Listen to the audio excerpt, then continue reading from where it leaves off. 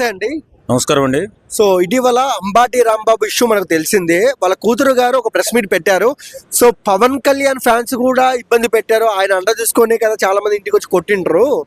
So ఆయన కూడా స్పందించాలి అన్నారు. దానికి ఏం చెప్తారు? చాలా అవివేకంగా మాట్లాడుతుండండి.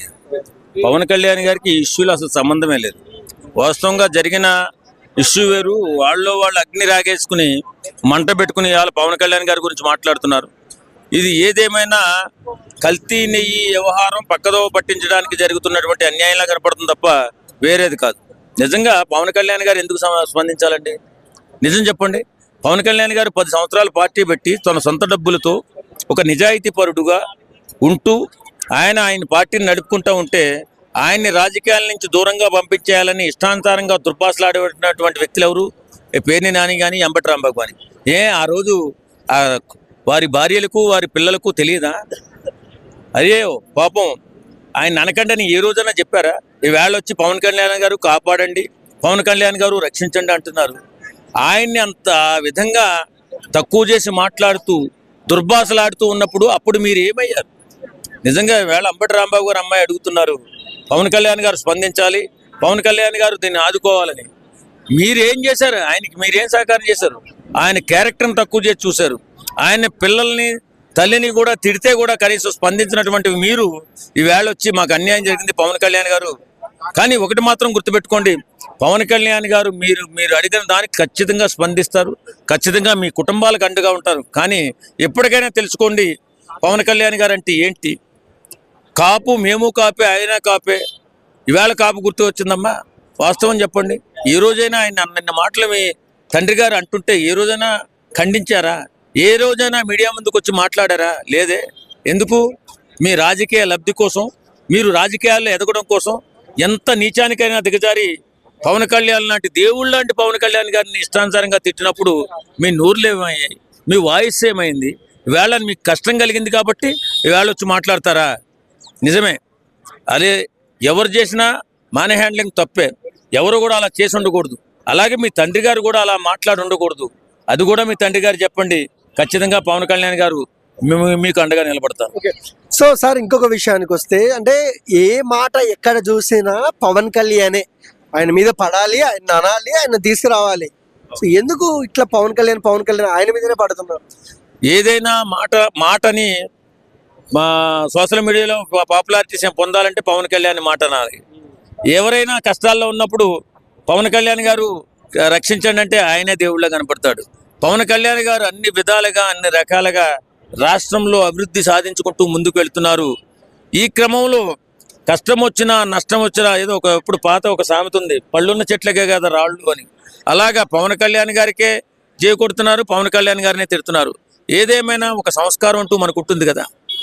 ఒక వ్యక్తిని, ఒక నిజాయితీ పరుణ్ణి, ఒక ప్రజల కోసం పుట్టినటువంటి ఓ మహానుభావుణ్ణి ఇష్టానుసారంగా మాటలని వేళ మీరు రోడ్డు మీద పడిపోయి నన్ను రక్షించండి అంటే ఆయన రక్షిస్తాడు కాదంట్లా.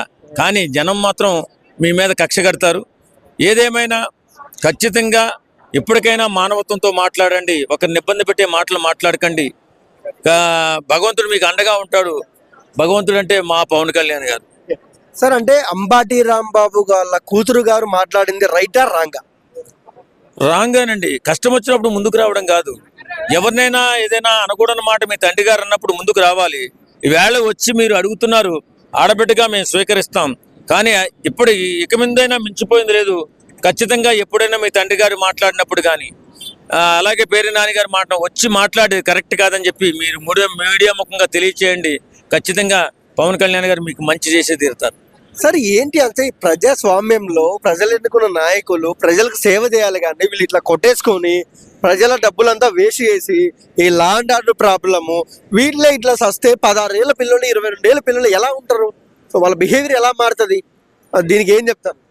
ఇప్పుడు ఒక సెలబ్రిటీ కానీ రాజకీయ నాయకులు కానీ సమాజంలో ప్రభావితం వాళ్ళ మీద ఎక్కువగా ఉంటుంది. కాబట్టి ఇలాంటి రాజకీయ నాయకులు కానీ సెలబ్రిటీలు కానీ ఒక మాట మాట్లాడేటప్పుడు కానీ ఒక సభలో మాట్లాడేటప్పుడు కానీ సంస్కారవంతంగా మాట్లాడడం, 10 మందికి ఉపయోగపడే మాటలు మాట్లాడడం, యువత భవిష్యత్తుకి పునాదులు వేసే మాటలు మాట్లాడాలి తప్ప నిష్కారణంగా సభ్య సమాజం తలదించుకునే మాటలు మాట్లాడి మీరు నీచులుగా మిగిలిపోకండి. ఖచ్చితంగా ప్రతి ఒక్కరూ కూడా బాధ్యతతో వ్యవహరించాలా, యువతను ఉద్ధరించాలా, జనాల్ని ఆదుకోవాలి తప్ప ఇలా నికృష్టమైనటువంటి భాష వాడి నీచులుగా మిగిలిపోవద్దని కోరుకుంటున్నాను. సో ఓవరాల్ గా ఏం చెప్తారు సార్ దీని విషయంలో? ఎందుకంటే పవన్ కళ్యాణ్ గారి ఒక పెద్ద చెట్టు అయితే మొక్కలు, సో పవన్ కళ్యాణ్ మీద దాడి చేస్తున్నారు, ఆ మొక్కల మీద మన జనసేనలో ఎమ్మెల్యే కానివచ్చు ఇవన్నీ జరుగుతున్నాయి. ఎందుకంటారు ఇలా? జనసేన అనే పార్టీ నిజాయితీతో కూడుకున్నటువంటి పార్టీ. ఆ పార్టీని రాష్ట్రంలో లేకుండా చేస్తేనే దొంగలు, ఈ ముచ్చోళ్ళు, ఈ రాజకీయ ఆర్థిక నేరస్తులు ఎక్కువగా సంపాదించుకునే అవకాశం ఉంది. పవన్ కళ్యాణ్ గారు లాంటి రాజకీయ నాయకులు రాజకీయాల్లో ఉంటే వీళ్ళ ఆటలు సాగమనే ఉద్దేశంతో పవన్ కళ్యాణ్ గారిని దూరం చేయాల రాజకీయాల నుంచి అని చెప్పి చాలా మంది ప్రయత్నం చేస్తున్నారు. పవన్ కళ్యాణ్ పేదల కోసం పుట్టిన మనిషి. ఖచ్చితంగా వీళ్ళ దుర్మార్గాల్ని ఎండగట్టి అద్భుతమైన ప్రగతి సాధించే వరకు బలహీన వర్గాలు కానీ, బడుగు బలహీన వర్గాలు కానీ, ఎస్సీ ఎస్టీలు కానీ, బీసీలు కానీ మంచి అభివృద్ధి సాధించేంత వరకు నిరంతర సేవ చేస్తూనే ఉంటాడు పవన్ కళ్యాణ్ గారు. అలాంటి వ్యక్తి ఇప్పుడున్న రోజుల్లో ఖచ్చితంగా రాజకీయాల్లో ఉండాల. ఎవరు ఏం చెప్పినా ఆయన నిలబడే ఉంటాడు, ఆయన నిజాయితీగా ఉంటాడు, పేదల పక్షాన ఉంటాడు, అందరినీ కాపాడుకుంటాడు. కాబట్టి పవన్ కళ్యాణ్ గారినే అందరూ కూడా దిక్సూసుగా చూస్తున్నారు. ఇప్పుడు ఆంధ్రప్రదేశ్లో కానీ, తెలుగు రాష్ట్రాల్లో కానీ, ఇండియాలో కూడా ఆయన గొప్ప పేరు సంపాదించుకున్నారు. అలాంటి నాయకులు మనకు ఉండాలి. కాబట్టి వేళ గొడవలు జరిగినా, గందరగోళాలు జరిగినా వచ్చి శరణు కోరుతున్నారు పవన్ కళ్యాణ్ గారి గురించి. పవన్ కళ్యాణ్ అన్ని విధాలుగా ఆదుకుంటున్నాడు కాబట్టి, అన్ని రకాలుగా అభివృద్ధి చేస్తున్నాడు కాబట్టి కొన్ని రాష్ట్రాల వాళ్ళు మాకు ఇలాంటి నాయకుడు కావాలని చెప్పి అడుగుతున్నారు. అలాంటి గొప్ప వ్యక్తికి మనం అందరం అండగా ఉండాలి. ఖచ్చితంగా ఆయన బలహీన వర్గాల పెన్నిదిగా వేళ నిలబడి ఉన్నాడు. అందుకే ప్రతి ఒక్కరు కూడా ఆయన కళ్ళే చూస్తున్నారు. దుష్టులు మాత్రం ఆయన దూరంగా పెట్టాలని చూస్తున్నారు. ఇది ఎప్పటికీ జరగదు. పవన్ కళ్యాణ్ గారు స్థిరస్థాయిగా ప్రజల పక్షాన్ని నిలబడతాడు. అంటే కళ్యాణ్ అంటే రోజా గారు కొంతమంది అంటున్నారు, సో కళ్యాణ్ గారు టీడీపీ పల్లకిని మోయడానికి పార్టీలోకి ప్రజల్లోకి వచ్చారంట. ఇప్పుడు 10th క్లాస్ చదివితే ఉద్యోగం రాదండి. మనం చదివే చదువుకి మనం అదో మంచి చదువు చదువుకుంటే మంచి ఉద్యోగం వస్తుంది. అలాగే రాజకీయాల్లో ఓనమాలు తెలియకుండా సొంతంగా పార్టీ పెట్టి గెలిచేయాలంటే నిజంగా జగన్మోహన్ రెడ్డికి అధికారం ఇస్తే ఏం చేశాడు? తెలుగు తక్కువతో రాష్ట్రాన్ని నాశనం చేశాడు. అలాగే ఉంటుంది. కాబట్టి ఏదైనా సీనియారిటీ కావాలా. కాబట్టి రాజకీయాలలో ఆయన నేర్చుకోవడం కోసం ముందు ప్లాన్ చేసుకున్నాడు. ఖచ్చితంగా రాబో రోజుల్లో మనం అనుకున్న స్థాయికి పవన్ కళ్యాణ్ గారు వెళ్తారు. ఆ స్థాయిని ఆయన గౌరవంగా ఇస్తారు ప్రజలు. ఖచ్చితంగా నిలబడతారు ఆయన వెంట. జనసేనకి వైసీపీకి పోటీ ఎలా ఉంటుంది ఇన్ ఫ్యూచర్లో? వైసీపీ పార్టీ అనేది జనసేనతో పోటీ కంపేర్ చేయకూడదు. ఎందుకంటే అది ఆ పార్టీకి ఇతను నీతైన రాజకీయాలు, నిజాయితీ అయిన రాజకీయాలు, డబ్బు లేని రాజకీయాలు చేయాలని వచ్చాడు ఈయన. కాబట్టి ఆ పార్టీకి ఈ పార్టీకి కంపేర్ చేసుకోకూడదు. అది ఆర్థిక నేరస్తుడిగా జగన్మోహన్ రెడ్డి గారు చాలా కేసుల్లో ఉన్నాడు. ఈయనకి పోటీ పెట్టకూడదు. ఈయన సొంత డబ్బులు ఖర్చు పెట్టుకుని రాజకీయం చేస్తున్నాడు.